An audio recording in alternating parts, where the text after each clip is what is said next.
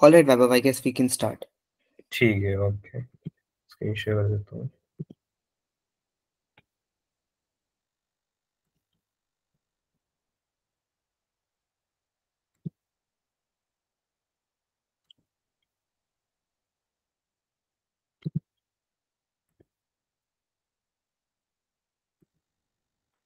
तो सबसे पहले तो आप सब लोग एक काम करो, एक फोल्डर क्रिएट कर लो कहीं भी डायरेक्टरी में। जैसे मैंने ना डी ड्राइव में जाके एक फोल्डर क्रिएट कर लिया है, तो आप सब लोग जाके एक फोल्डर क्रिएट कर लो। और सेशन थोड़ा इंटरेक्टिव हो, इसलिए मतलब मैं तो एक्सपेक्ट कर रहा हूँ यार कोई एक आध बंदा कुछ बोल दे।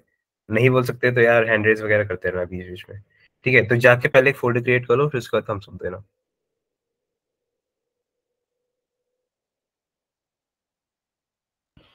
और अगर कोई भी डाउट्स एंड क्वेरीज अगर आपको बीच में आ रहे हैं और अगर आप ऐसे नहीं पूछना चाहते, we have an anonymous Q&A का ऑप्शन। तो आप एनोनिमसली कोई भी अगर क्वेश्चन हमसे पूछना चाहते हो, we'll answer that really gratitude के साथ। तो यस।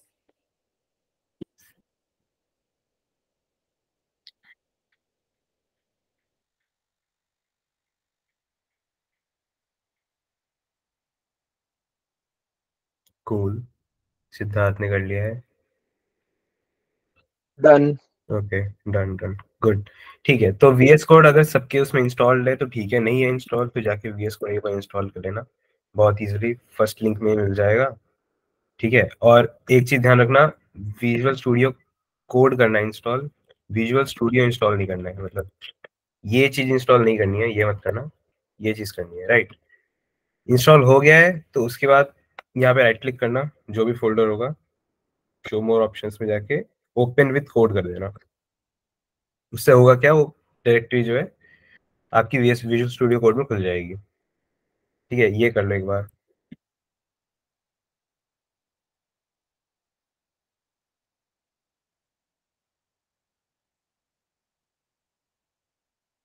एक बार ये कर लो, फिर उसके बाद जैसे जैसे मैं करते जाऊंगा आप अपने आप फॉलो कर पाओगे।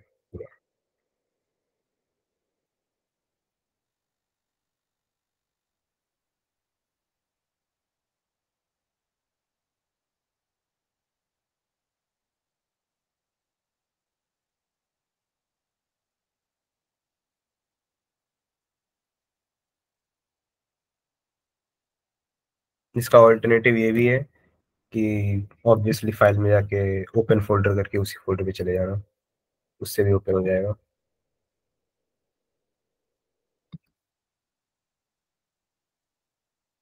Guys done.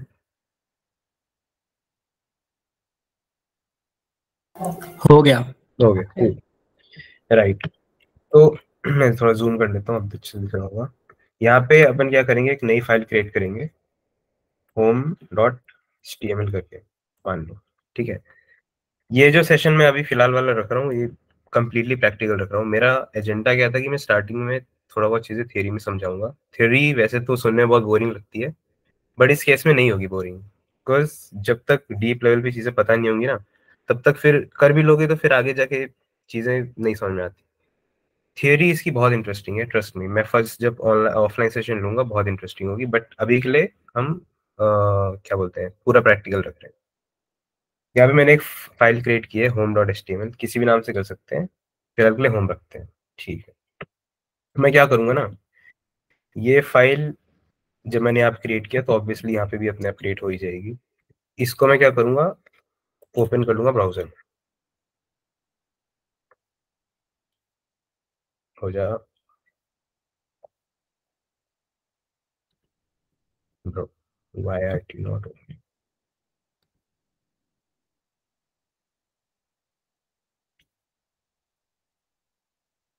ठीक है, कूल। अभी फाइल भी ब्लैंक है, ब्राउजर भी ब्लैंक है, राइट, मेक सेंस। अब मान लो मैंने यहाँ पे कुछ भी टाइप किया, ठीक है, और सेव करना जरूरी है। मैंने खैर ऑटो सेव ऑन कर रखा है, यहाँ से फाइल में जाके आप लोग भी कर सकते हो। मैंने ऑटो सेव ऑन कर रखा है। अभी यहाँ पे कुछ डिस्प्ले नहीं होगा, बट जैसे ही मैं करूंगा रिफ्रेश, तो सेम चीज यहाँ पे डिस्प्ले हो रही है। ठीक है, तो कुल मिला के एक चीज तो समझ में आई है कि भाई कुछ भी चीज अगर फाइल के अंदर होगी, उसको आप अगर ब्राउजर में खोलोगे सेम फाइल को, तो वहां पे एज इट इज डिस्प्ले होगी। मान लो मैंने यहाँ लिखा माई नेम इज वैभव, ठीक है। और मैं यहाँ पे जाके रिफ्रेश करूंगा, रिफ्रेश करना जरूरी है, तो वो ये चीज यहाँ पे एज इट इज डिस्प्ले कर देगा। ठीक है, चलो यहाँ तक समझ में आया। मान लो मैंने यहाँ लिखा माई यूनिवर्सिटी इज एम्प्टी, और मैंने यहाँ पे किया रिफ्रेश, तो इसने यहाँ पे लिखा, बट लाइक यहाँ पे मैंने एक लाइन छोड़ी थी, बट इसने लाइन नहीं पिकअप की, मतलब इसने यहाँ पे लाइक एंटर नहीं किया। मैं बता दूं इसने क्यों नहीं किया, बिकॉज जो ब्राउजर है उसका जो डिफॉल्ट बिहेवियर होता है वो इसको एज अ टेक्स्ट रीड करना नहीं होता, वो इसको as a markup language read करना होता है। तो बेसिकली HTML का फुल फॉर्म यही होता है, हाइपर टेक्स्ट मार्कअप लैंग्वेज। तो इसको ये एज अ टेक्स्ट रीड नहीं कर रहा है, इसको एज अ लैंग्वेज रीड कर रहा है। तो इसका कॉन्सेप्ट क्या होता है HTML का कॉन्सेप्ट होता है टैग्स को यूज करके एक स्ट्रक्चर्ड वे में चीजों को डिस्प्ले करना। उसके लिए टैग्स होते हैं। अब ये टैग्स क्या होते हैं अगर मैं आपको दिखाऊं, तो टैग्स कुछ इस तरह दिखते हैं। वेबसाइट है W3 Schools, यहाँ पे जाके आप पूरा HTML सीख सकते हो। तो जो टैग्स होते हैं कुछ इस तरह के दिखते हैं। This is the basic structure of any HTML file. इसके इससे मिनिमल इसको और किया नहीं जा सकता है, ठीक है। तो अगर हम सेम चीज यहाँ पे अप्लाई करेंगे, अगर मान लो मेरे को इस सेम चीज लिखनी है और बहुत ही स्ट्रक्चर्ड तरीके से लिखी है, तो मैंने रॉ फॉर्मेट में लिख दिया है। इसको अगर स्ट्रक्चर्ड वे में मेरे को लिखना है, तो मैं इसको पहले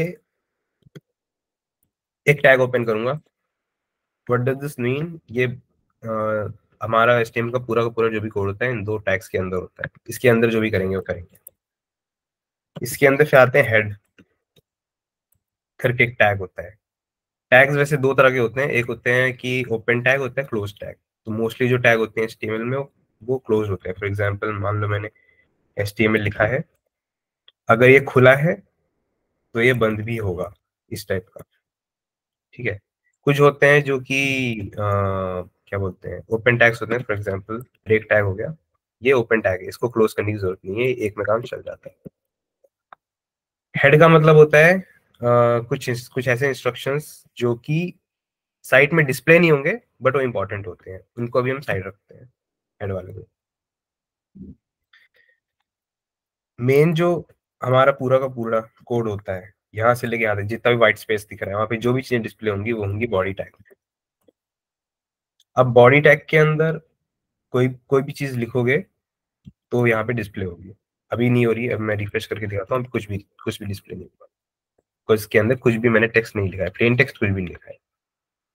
अब यहाँ पे जाके अगर मैं लिखूंगा, फॉर एग्जाम्पल मैंने सेम चीज लिखी, माई नेम इज व्यापक, मैंने किया रिफ्रेश, उसने एज इट इज दिखा दिया, कूल। पर इसका सिग्निफिकेंस ये हुआ कि अगर मान लो मैंने यहाँ पे H1 करके एक टैग लगा दिया, हेडिंग, H1 का मतलब होता है हेडिंग 1, और मैंने इसको कर दिया रिफ्रेश। मैं पहले जूम कर लेता हूँ थोड़ा, ठीक है। ये है, ये नॉर्मल है हमारा। अगर मैंने इसको रिफ्रेश किया, this will be converted into a heading. Same goes अगर मान लो मैंने इसको H1 की जगह H2 कर दिया, यहाँ पे भी चेंज करना पड़ेगा, यहाँ पे भी चेंज करना पड़ेगा। मैंने अगर चेंज कर दिया, मैं रिफ्रेश किया, तो सेम हेडिंग है, इसका साइज थोड़ा छोटा है, राइट। अगर मैं इसको 3 करूंगा, you guessed it, obviously, wait wait wait, या अगर मैं इसको 4 करूंगा, 5 करूंगा, इवन 6 करूंगा, यहाँ तक ये फॉलो करता है। 6 के बाद फॉलो नहीं करता है। 6 के बाद अगर आप 7 करोगे तो फिर वो इनवैलिड टैग हो जाएगा एक तरह का। तो वो उसको एज अ प्लेन टेक्स्ट ही रिप्रेजेंट कर देगा, यानी कि अगर मैं इसको नॉर्मल ऐसे भी लिखूंगा ना,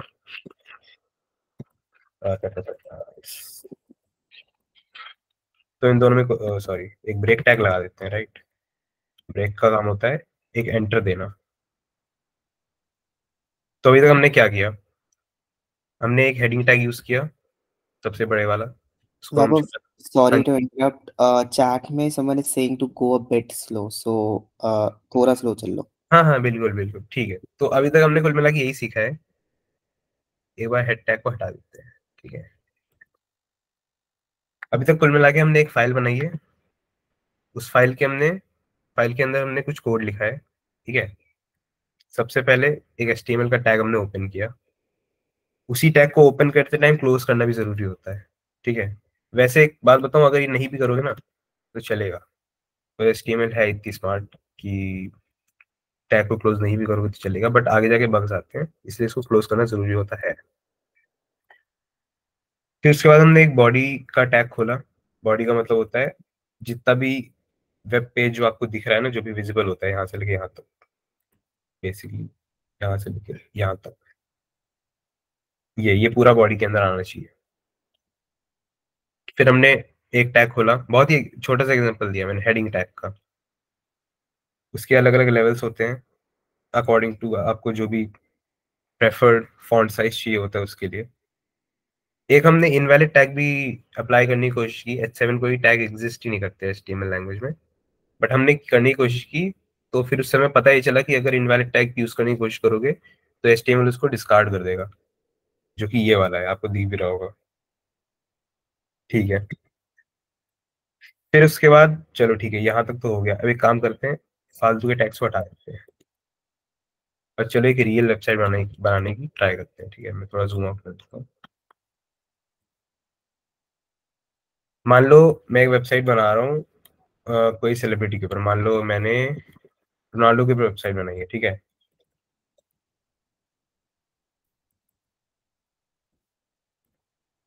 ठीक है।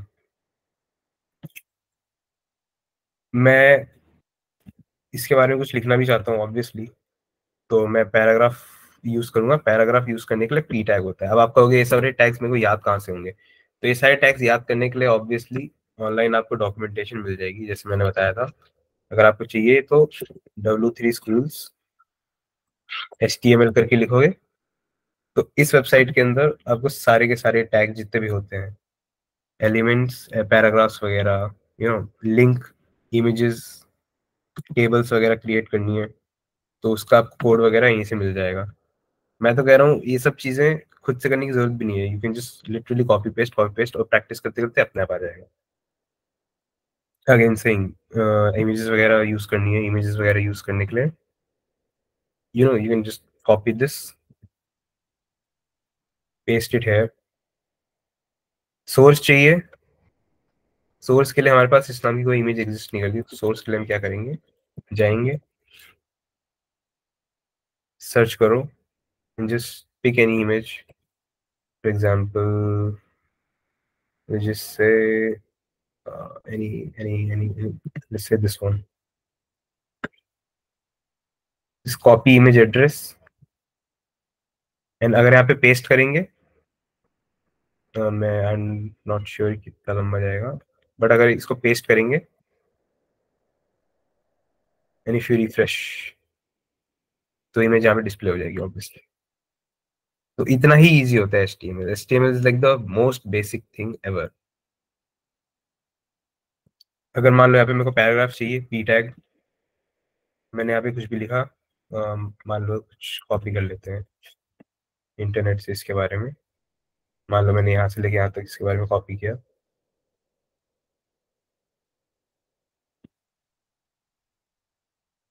एंड यहाँ पे पेस्ट कर दिया, and if I hit refresh, ये देखो,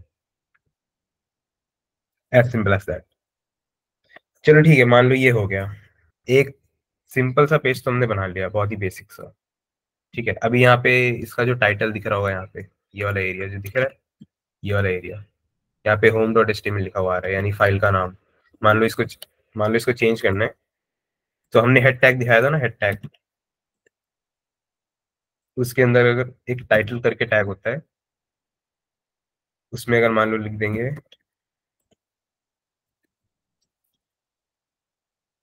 क्रिस्टियानो साइट, लिखा मैंने, रिफ्रेश करेंगे तो ये चेंज हो गया। और ये सब चीजें अब आपको आगे पता क्या चलेंगी, तो सच्ची बताऊं, you can just google it, how to set title, title में HTML। ये देखो, वही वेबसाइट मिल गई जो मैंने आपको बताई थी ना, एकदम सिंपल। अगर टाइटल मान लो ये वाला, ये जो आइकन है, इस आइकन को चेंज करना है, जिस गूगल टाइटल आइकन, सी, वही सेम वेबसाइट जो मैंने आपको दिखाई थी, वही वाली खुल गई और यहाँ पे दिखा दिया कि भाई कैसे होगा। ये देखो, इसने बता दिया ऐसे होगा।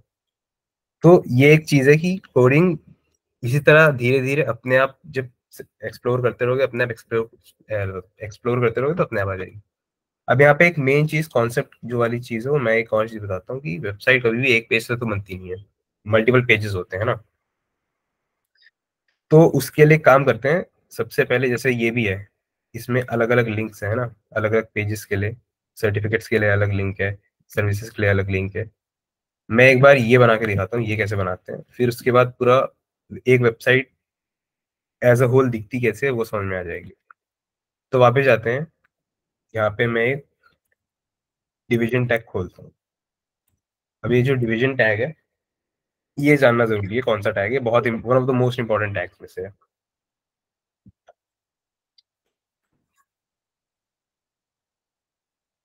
उसके लिए पहले मैं एमएस पेंट खोलता हूँ। सब लोगों को विजिबल है एमएस पेंट? तो ये इंपॉर्टेंट चीज होने वाली है। Guys, are you following? Yes yes. Okay, cool. ठीक है, तो आज तक हमने जितनी वेबसाइट देखी उसका बेसिक स्ट्रक्चर क्या होता है? सबसे ऊपर एक हेडर, मतलब एक नेविगेशन बार होता है। हो सकता है साइड में एक साइड नेविगेशन बार हो, हो सकता है यहाँ पे कहीं कुछ एडवर्टीजमेंट वगैरह हो, है ना। फिर यहाँ पे हो सकता है कुछ कोई और सेक्शन होगा, हो सकता है यहाँ, फिर यहाँ से कंटेंट वगैरह स्टार्ट होता है। कुल मिला के वेबसाइट का एक बेसिक स्ट्रक्चर ये होता है। तो ये जो एक एक कॉलम दिख रहे हैं ना, एक एक कॉलम, इन्हें इनको बनाने के लिए हम अलग अलग डिवीजन टैग यूज करते हैं। डिवीजन का मतलब होता है कोई सेक्शन, कोई भी एक सेक्शन बनाना है, क्योंकि पूरी वेबसाइट एक बार एक गो में तो बनेगी नहीं, है ना। उसके अलग अलग सेक्शंस होंगे, अलग अलग कंपोनेंट्स होंगे, तो उन कंपोनेंट्स को बनाने के लिए डिवीजन टैग यूज करते हैं।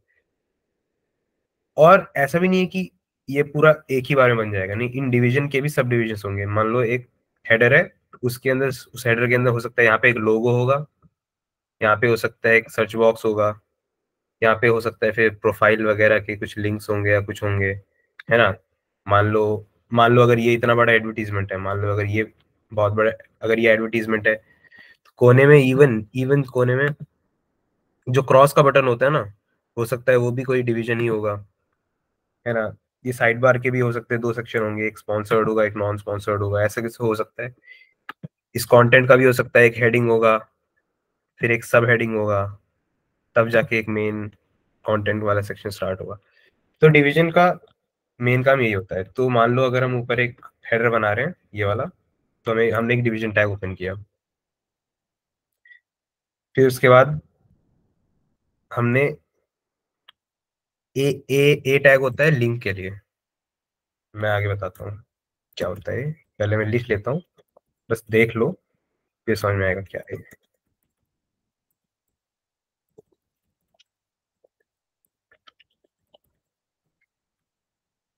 ए टैग का मतलब होता है लिंक। वैभव एक सेकेंड, किसी ने बोला है pause for like 30 seconds. Okay Vaibhav okay, Vaibhav एक बार ऑन द अपनी कोड। स्क्रीन, कोड स्क्रीन, हाँ बिल्कुल।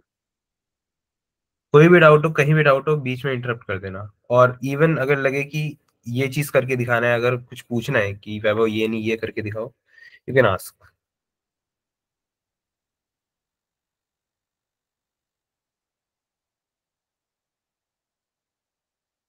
ओके, या कंटिन्यू कंटिन्यू। Okay, continue. ठीक है, तो अगर मैं अब जाके अगर रिफ्रेश करूंगा ना, तो यहाँ पे 4 लिंक्स हमें मिल जाएंगे। इन लिंक्स पे क्लिक करने पे क्या होगा? कुछ नहीं होगा, बिकॉज मैंने यहाँ पे भी कुछ डाला नहीं। एचरेफ का मतलब होता है कि भाई लिंक पे क्लिक करने पे कहाँ जाना चाहिए पेज। अभी मैंने हैश डाल रखा है, हैश का मतलब होता है कहीं नहीं जाना, वहीं के वहीं रहो। तो एक और चीज मेरे को लग रहा है कि ये चीज साइड में ठीक नहीं लग रही, इसको बीच में मेरे को करना है। इसको बीच में करने के लिए स्टाइल करके एक एट्रीब्यूट होता है, ठीक है। तो अगर मैं इसको डालूंगा टेक्स्ट अलाइन सेंटर, इसको समझने की भी जरूरत नहीं है कि क्यों, कहाँ से आया, कैसे आया, ये सब अपने आप करते करते आ जाएगा, गूगल करते करते अपने आप आ जाएगा। अभी बस देख लो कि स्ट्रक्चर कैसा होता है। अगर अब मैं रिफ्रेश करूंगा तो ये बीच में आ जाएगा, ठीक है। इवन मैं चाहता हूँ कि चलो भाई इन चारों के बीच में थोड़ा थोड़ा स्पेस होना चाहिए, तो मैं अगर मान लो उनके बीच में से 10 का दे दूंगा,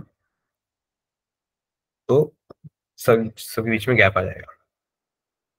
अभी कोड में बिल्कुल मत जाना, कोड के बारे में बिल्कुल मत सोचो कि कोड कहाँ से आ रहा है, कैसे आ रहा है, हम क्या सीखेंगे। अगर आता है तो बहुत अच्छी बात है, नहीं आता है तो डोंट वरी अबाउट इट, अपने आप आ जाएगा वो सब। ठीक है, तो अभी होम है, अबाउट है, कॉन्टैक्ट है, प्रोफाइल है, कुछ भी इसमें फैंसी कुछ भी नहीं है। अब मान लो मैं यहाँ पे एक और फाइल बनाऊंगा about.html करके, और दोबारा ना लिखना पड़े, एक काम करते हैं, पूरा का पूरा कोड कॉपी करते हैं, यहाँ जाके पेस्ट कर देते हैं, ये वाला सेक्शन हटा देते हैं। ठीक है, एक काम करते हैं, ये दो चीज हटा देते हैं खाली, बाकी सेम रखते हैं। क्रिस्टियानो वेबसाइट की जगह अबाउट सेक्शन कर दिया। यहाँ तक पहले आराम से देख लो, कुछ नहीं किया, पूरा का पूरा कोड एक नई फाइल में कॉपी किया, नई फाइल बनाई, पूरा का पूरा कोड इसमें कॉपी किया, पैराग्राफ और इमेज हटा दिया,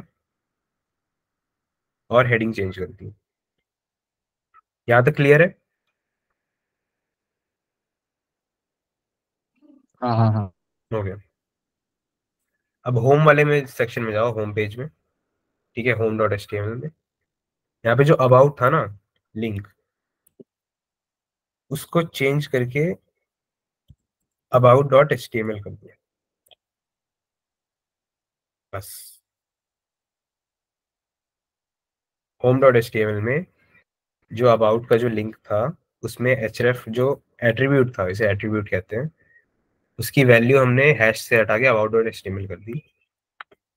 वापस पीछे जाओगे, एक बार रिफ्रेश करोगे और अबाउट पे क्लिक करोगे, तो होपफुली ये हमें about.html पेज पे भेज देना चाहिए। क्लिक करके देखते हैं,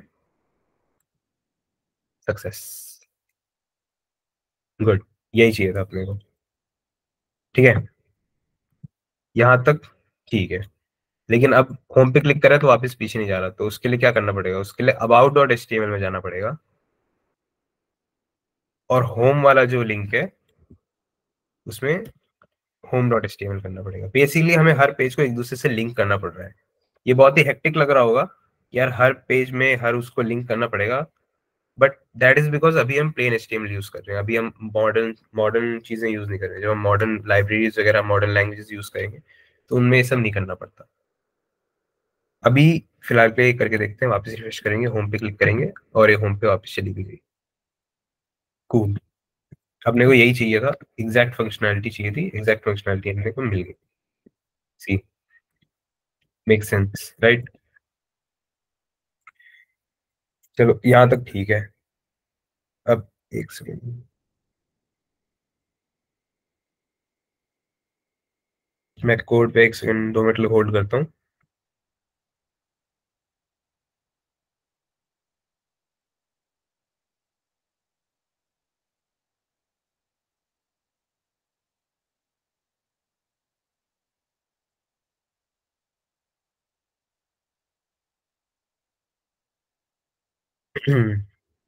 ठीक है, अबाउट सेक्शन में कुछ चीजें अगर डालनी है तो डाल सकते हैं। यूएल करके एक टैग होता है अनऑर्डर्ड लिस्ट का,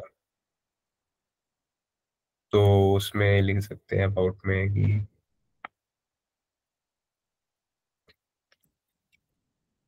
द फैक्ट अबाउट,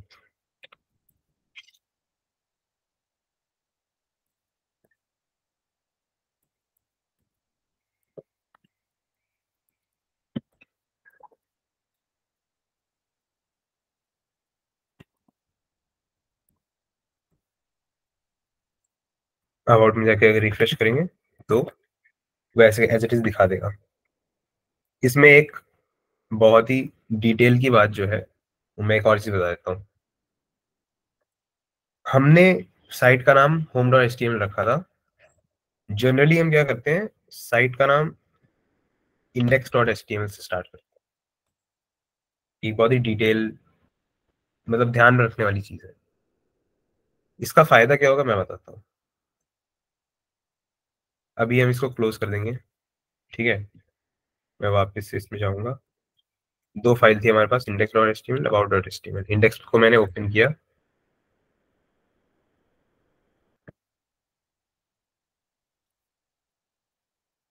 इंडेक्स को मैंने ओपन किया, ऑब्वियसली मैंने उसमें वहां चेंज किया है तो मेरे को यहाँ भी चेंज करना पड़ेगा, होम की जगह इंडेक्स करना पड़ेगा, ठीक है। मैं अबाउट पे क्लिक करूंगा, ये काम करेगा, होम पे क्लिक करूंगा वापस से काम करेगा। अब एक चीज ध्यान देना कि जब मैं यूआरएल में ना, यूआरएल में इंडेक्स डॉट एचटीएमएल लिखा हुआ है, हम मैंने अगर इसको हटा भी दिया ना और एंटर किया, ओके यहाँ पे काम नहीं कर रहा है एक चीज।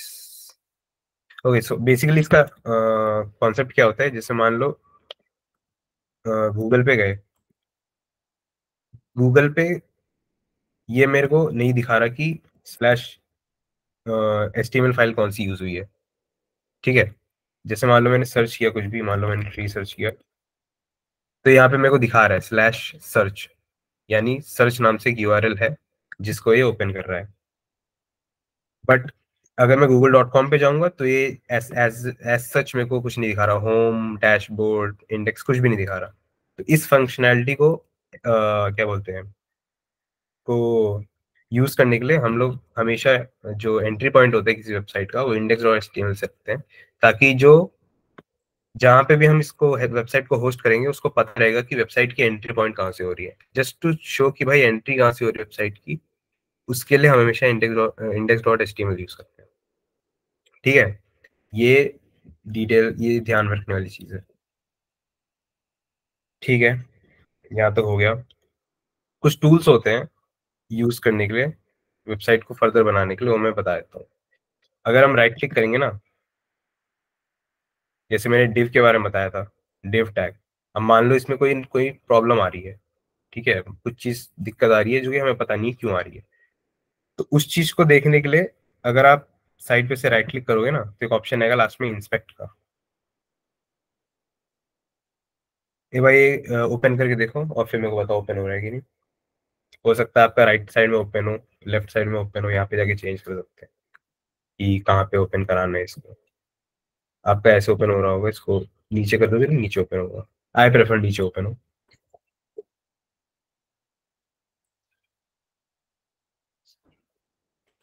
ओपन हो गया।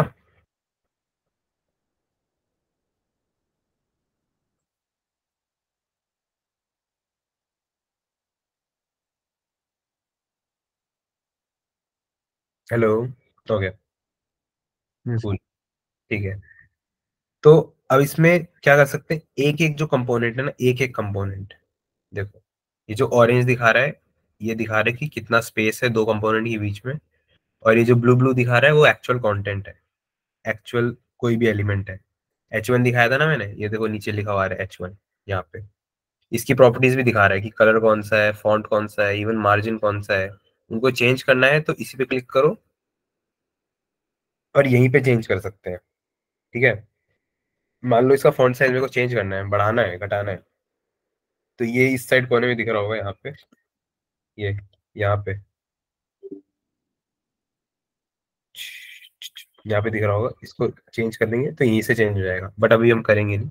उसको चेंज करने का तरीका अलग होता है, मैं बाद में बताऊंगा कैसे करते हैं, ठीक है। पैराग्राफ टैग है, कोई भी चीज यहाँ यहीं पे चेंज कर देंगे तो यहीं पे चेंज हो जाएगा। मान लो मैंने यहाँ पे कुछ भी टाइप कर दिया, एंटर दबाऊंगा तो यहीं पे चेंज हो जाएगा। ऑब्वियसली ये इफेक्ट में नहीं आएगा, ये टेम्परेरी चेंज है, रिफ्रेश करते ही ये चीज वापस से ठीक हो जाएगी। तो ये चीज होती है, और ये चीज काम कहाँ आती है, जैसे मान लो मैं कोई वेबसाइट पे गया, मान लो मैंने ये पेज खोला है, मैंने बस ऐसे रैंडम पेज खोल लिया कोई सा भी, जो मैं ये वाला स्ट्रक्चर दिखा रहा था ना, वो एक यही वाला स्ट्रक्चर है एक तरह से, ध्यान से देखोगे तो, राइट। इसमें हर एक कंपोनेंट का सब कंपोनेंट है। फॉर एग्जांपल एक ये सबसे बड़ा कंपोनेंट होगा, एक सेकंड, मान लो ये सबसे बड़ा कंपोनेंट है, ठीक है। इसके ये एक डिव है, यहाँ पे दिखा भी रहा है, क्या है ये डिवीजन टैग ही है, यहाँ पे दिख रहा है ना। इस डिवीजन टैग के अंदर एक स्पैन है, एक यूएल है, और भी सारा, और भी इसके बगल में एक डिवीजन टैग है, उसके अंदर और डिवीजन टैग है, उनके उसके अंदर और डिवीजन टैग्स है। तो वही होता है, इसी तरह कंपोनेंट बाय कंपोनेंट पूरी वेबसाइट को ब्रेक करके पूरा बनाया जाता है। तो ये है HTML का पूरा कॉन्सेप्ट। इसके बाद एक चीज आती है कि चलो ठीक है, वेबसाइट दिख रही है, बन तो गई है, पर ये उतनी अच्छी नहीं है, मॉडर्न वेबसाइट जैसी तो बिल्कुल भी नहीं है। ठीक है, ये वेबसाइट मतलब ऐसी है, अगर मैं दिखाऊं ना, C++ का क्रिएटर कौन था, C++ सबने पढ़ी होगी, पढ़ाया होगा, मतलब इस जमाने की वेबसाइट है, कुछ इस तरह की ही दिख रही है, राइट। तो मतलब काम तो कर रही है बट फैंसी नहीं है। तो फैंसी बनाने के लिए एक चीज बनाई गई थी, CSS। तो इसको इंटीग्रेट करने के लिए हमें एक अलग चीज सीखना पड़ता है, CSS। वही सेम जो W3 स्कूल्स थी, इसी पे CSS भी सीख सकते हैं। और टू योर सरप्राइज एक चीज मैं बताता हूँ, हमने इस वेबसाइट में CSS एक्चुअल में यूज की है, दिख नहीं रही होगी पर की है। तो मैं बताता हूँ कहाँ की है, वो यहाँ की है। जहां जहां मैंने स्टाइल लिख रखा है ना, ये CSS का ही पार्ट है, इसलिए मैं कह रहा था इस पे ध्यान मत देना। तो इसे फिलहाल इनलाइन CSS कहते हैं, जो कि आपने HTML के अंदर ही CSS को यूज कर लिया है, उसे इनलाइन CSS कहते हैं। अगर हम इसको अलग से यूज करना चाहते हैं, जनरली हेड के अंदर यूज किया जाता है। वैसे तो कहीं भी कर सकते हैं, HTML इतनी क्या होता है, लिबर्टी देती है कि आप उसको कहीं पे भी यूज कर लो। बट यहाँ पे अगर मेरे को CSS यूज करना है, तो मैं एक यूज ओपन करूंगा, टैग ओपन करूंगा स्टाइल करके, ठीक है। और अब मेरे को टारगेट किसे करना है, मान लो मेरे को इसमें मैंने इसको टेक्स्ट अलाइन सेंटर दे रखा है, मेरे को इसको यहाँ से हटा के यहाँ लाना है, ठीक है। मैं नहीं चाहता कि मैं अपने HTML को स्पॉइल करूं उसके अंदर CSS लिख के, मैं चाहता हूँ कि मैं CSS अलग से किसी टैग में लिखूं। तो फिर मेरे को क्या करना पड़ेगा, इसको पहले मैं यहाँ से हटा दूंगा, और इस डिव को, इस डिवीजन को एक आईडी दे दूंगा। आईडी क्या दे दूंगा, नेवबार, ठीक है। अब मैं जाके अगर रिफ्रेश करूंगा, तो ऑब्वियसली मैंने उसको हटा दिया, सेंटर वाले प्रॉपर्टी हटा दी है, तो ये वापस से वहीं पे आ जाएगा जहाँ पहले था।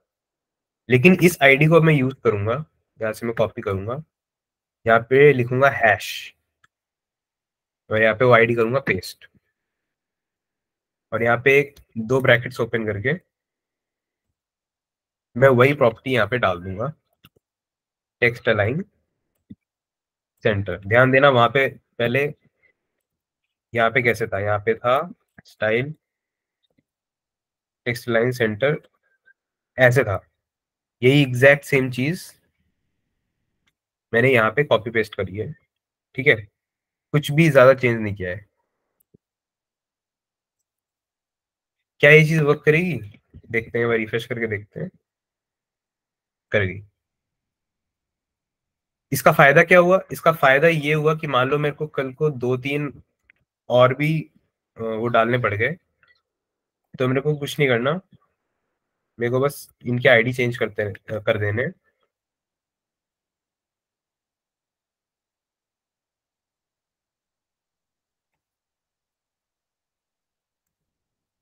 और ये चीज एज इट इज वर्क करेगी।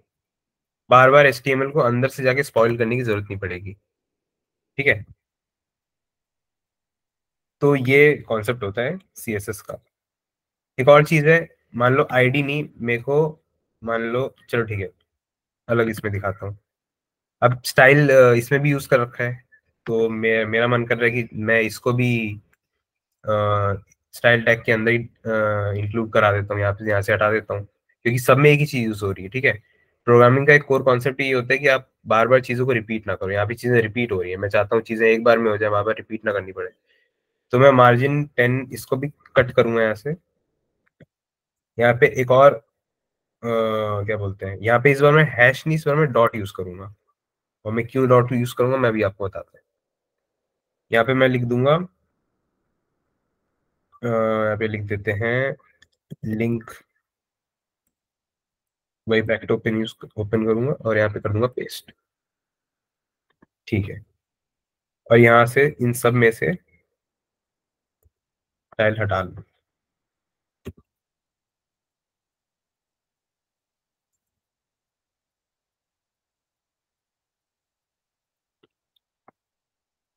अभी तक मैंने इस लिंक प्रॉपर्टी को ए टैग के साथ कॉरेस्पॉन्ड नहीं कराया है। मैं रिफ्रेश करूंगा तो इसका मार्जिन गायब हो चुका है, इन दोनों के बीच में जो स्पेस था वो गायब हो चुका है इन सब के बीच में।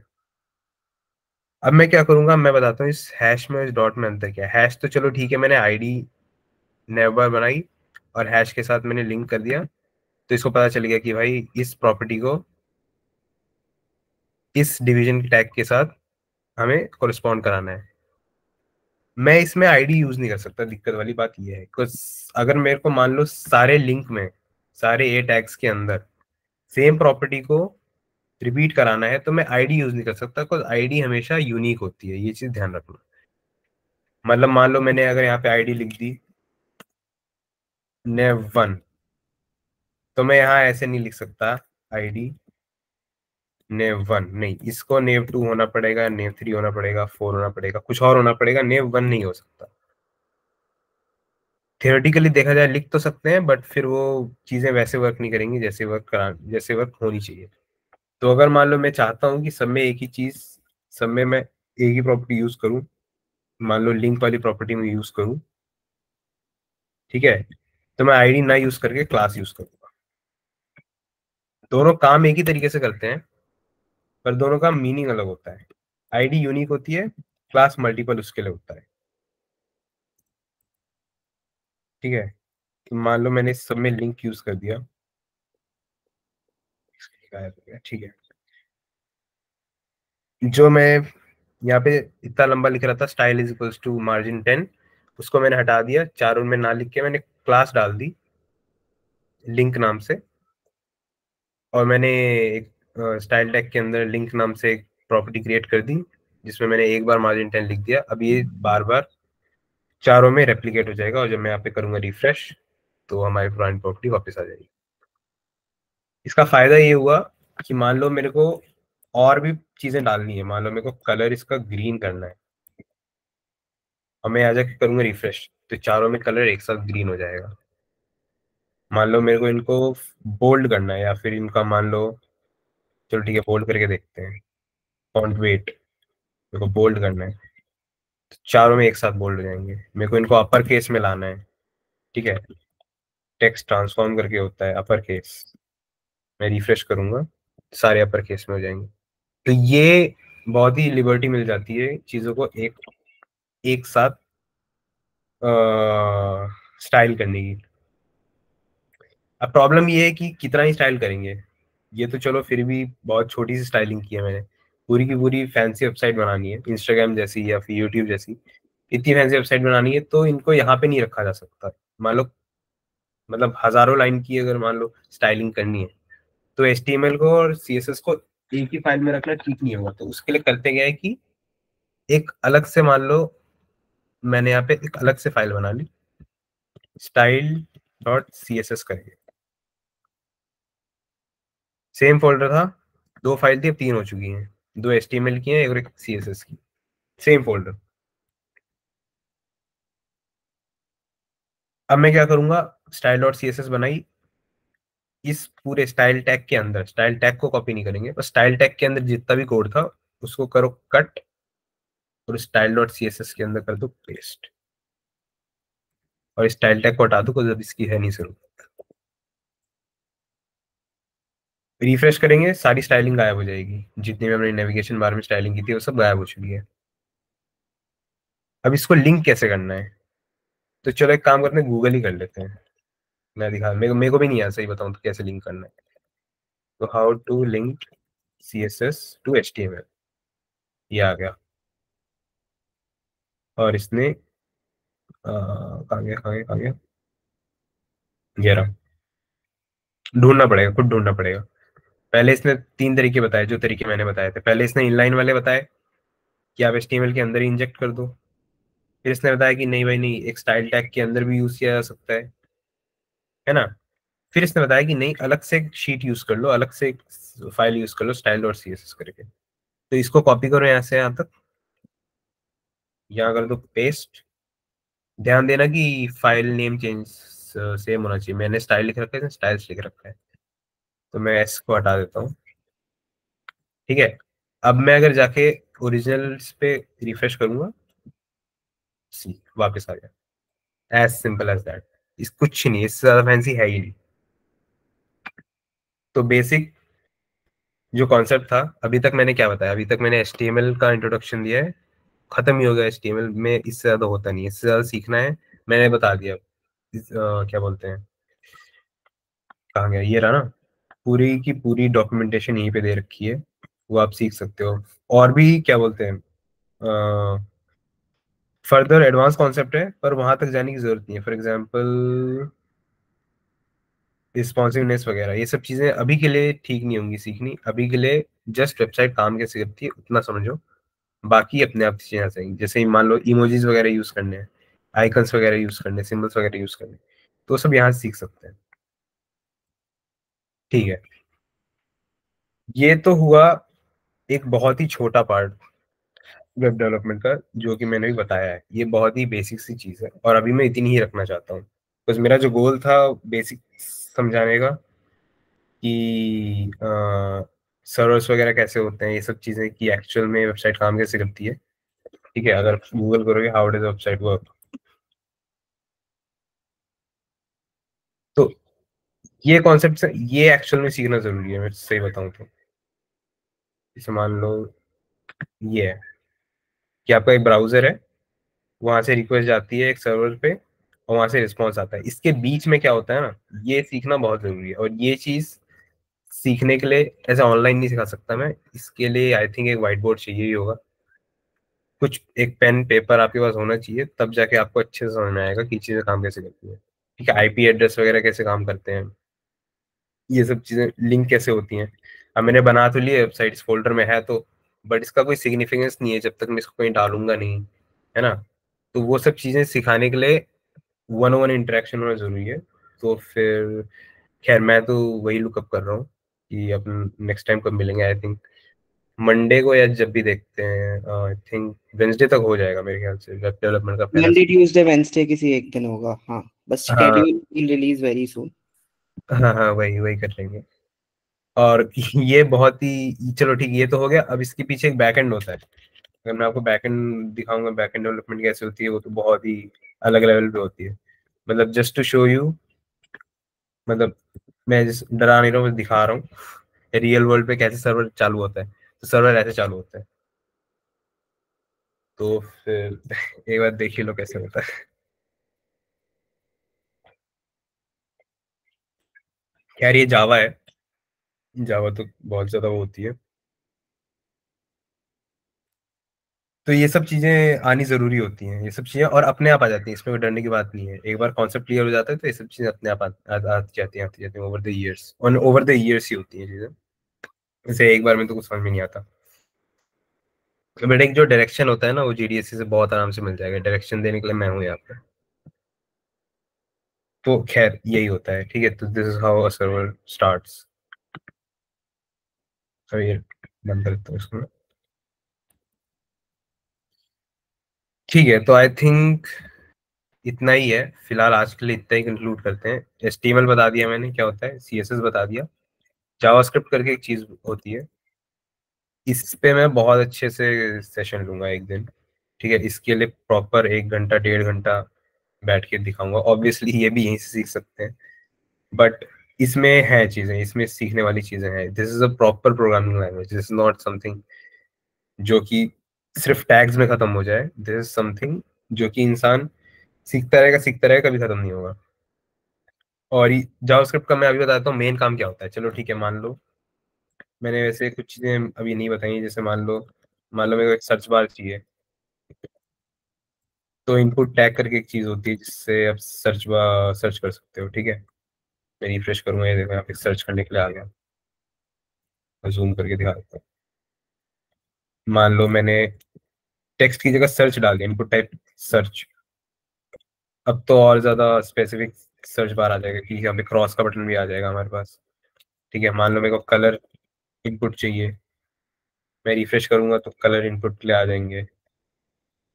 मेरे को डेट इनपुट करानी है तो डेट आ जाएगी इनपुट कराने के लिए। मेरे को डेट टाइम चाहिए, मेरे को टाइम कराना है, टाइम आ जाएगा। तो ये सब चीजें मान लो, फिर मेरे को एक बटन चाहिए कि नहीं भाई मेरे को सबमिट भी कराना है।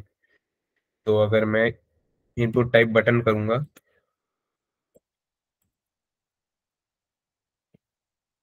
तो बटन आ जाएगा, पर वो बहुत छोटा सा रहेगा। तो इसके अंदर वैल्यू डाल देंगे हम, वैल्यू सर्च। यहाँ पे सर्च करके बटन आ जाएगा, पर इस बटन में क्लिक करूंगा तो कुछ होगा नहीं।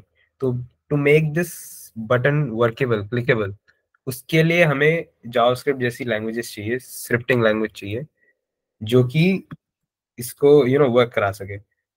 तो HTML, CSS और जावास्क्रिप्ट तीनों का अगर मैं मेन काम बताऊं क्या होता है, तो HTML इस बटन को बनाता है, CSS इस बटन को स्टाइल करता है। फॉर एग्जांपल चलो करके दिखा देता हूँ। मान लो मैंने यहाँ पे डॉट लगाया, डॉट, डॉट का मतलब होता है क्लास, हैश का मतलब होता है आईडी, मैंने जैसे बताया था ना। यहाँ पे आईडी होगा, अगर आईडी यूज कर रहे हो तो हैश लगाओगे, क्लास यूज कर रहे हो तो डॉट लगाओगे। चलो मैं फिलहाल क्लास यूज करता हूँ, मैं डॉट लगाऊंगा। मैंने यहाँ लिख दिया सर्च हाइफन बटन, और मैंने इसका बैकग्राउंड कलर कर दिया ब्लैक। ऑब्वियसली कॉमन सेंस वाली बात है, अगर मैं बैकग्राउंड कलर ब्लैक करूंगा तो टेक्स्ट मेरे को व्हाइट करना पड़ेगा। तो मैं टेक्स्ट को कर दूंगा व्हाइट, इस तरह करा जाता है। और मैं इसको करूंगा कॉपी, और यहाँ पे क्लास में पेस्ट कर दूंगा पेस्ट, और मैं यहाँ पे जाकर कर दूंगा रिफ्रेश। तो सी, इसको मैंने स्टाइल कर दिया। तो HTML का काम था इसको बनाना, CSS का काम था इसको स्टाइल करना। अब जावास्क्रिप्ट का काम है कि जब मैं इस पे क्लिक करूं तो ये वर्क करे। और वो मैं अभी नहीं दिखाऊंगा बिकॉज वो बहुत ज्यादा हो जाएगा, it will be too much for first session. पर ठीक है, कुल मिला के अपना आज के लिए आई थिंक इतना काफी है। बाकी इसके पीछे इसका अगर वैसे इसका सोर्स कोड चाहिए तो मैं डाल दूंगा, एक रेपो बना दूंगा मैं उस पे, जो भी सोर्स कोड वगैरह है वो डाल दूंगा। एक बार जावास्क्रिप्ट का थोड़ा बहुत मैंने बता दिया, फिर हम रियल वर्ल्ड एप्लीकेशन बनाना स्टार्ट करेंगे फेस टू फेस। जब सेशंस लेंगे ऑफलाइन तो उसी में हम मैं ऑन द स्पॉट कुछ टू डू एप्स वगैरह हो गए, पोर्टफोलियो साइट्स होगी, वो सब बनाना स्टार्ट करूंगा। और इवन उनको होस्ट करके भी दिखाऊंगा, डोमेन वगैरह कैसे लिए जाते हैं वो भी बताऊंगा। बैकएंड क्या होता है, ये जो अभी दिख रहा है इस कंप्लीट फ्रंट एंड है, इसमें कुछ भी बैकएंड नहीं है। इनको आप एज इट इज कहीं पे भी प्रोडक्शन में यूज कर ही नहीं सकते, उसके लिए बैकएंड जरूरी होता है। तो बैकएंड कैसे सेटअप किया जाता है वो सब भी बताऊंगा। ठीक है, so I think that is it आज के लिए, काफी होगा मेरे ख्याल से।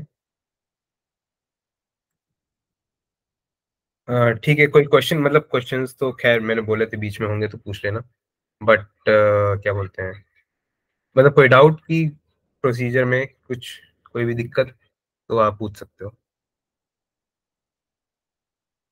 लीव कर सकते हैं मीटिंग, हाँ भाई लीव कर सकते हैं।